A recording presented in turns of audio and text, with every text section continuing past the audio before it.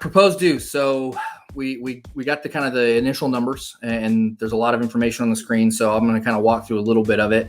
As you can see, everybody went up. Alani was the winner, I think, at just basically pennies as what they went up. They did really well, and I'll dive into that on why their rates seem to be pretty strong compared to others. Riviera barely went up, which is fairly common for any of you new members. When a new resort's released, they really generally overestimate the tax portion because they really don't know what Orange County is going to do to them. We saw this with Copper Creek as well, where actually Copper Creek's whole dues actually went down that second year. Riviera is barely going up at all, and you'll see why here in a second. Basically, the tax portion that they estimated was off by something like, I think I came up with 55 cents per point that they ended up coming off. So those did really well. Some of the bad ones, and I haven't been able to dig down because I was not able to get the PDFs, but Vero and Hilton Head got hit hard again.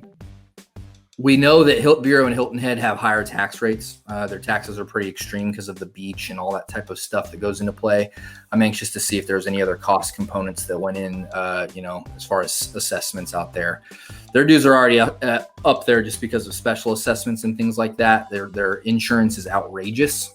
So keep that in mind. But yeah, so some of the other typical winners, we saw Grand Floridian's doing really well. Polynesian's still doing pretty well, just barely crossing $7 per point, which is very strong. And you'll notice too, some of these, we'll dive into it. The dues are a direct reflection of what things cost to operate the resort. And you take a place like Grand Floridian that has a lot of points socked into a tiny little resort because the rooms are so expensive. On a per point basis, their dues aren't that bad because they're only having to upkeep one building, and they have a lot of points though socked into that one building. So right. That's some of the somebody asked today, why is Animal Kingdom so high? Well, you've got the animals there that you have to maintain, and it gets expensive.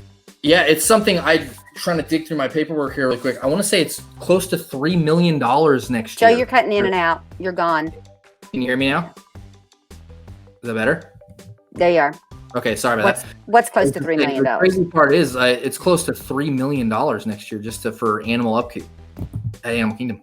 $3 million is the budget. So, I mean, you take that on a per point basis. We have 3 new babies. What do you expect? We got a gorilla and a couple of giraffes and a rhino. And yeah, there's all these little components that go into each resort's unique and has something special. I said Animal Kingdom's got the animals to deal with. Alani's got Hawaii and some of the special stuff that goes into there and the taxing components.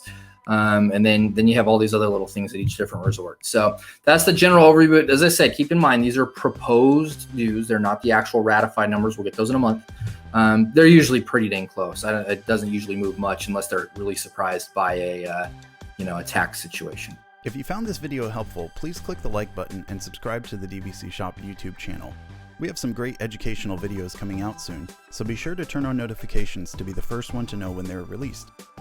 Additionally, feel free to join our email newsletter by going to dvcshop.com/signup or clicking the link in the description.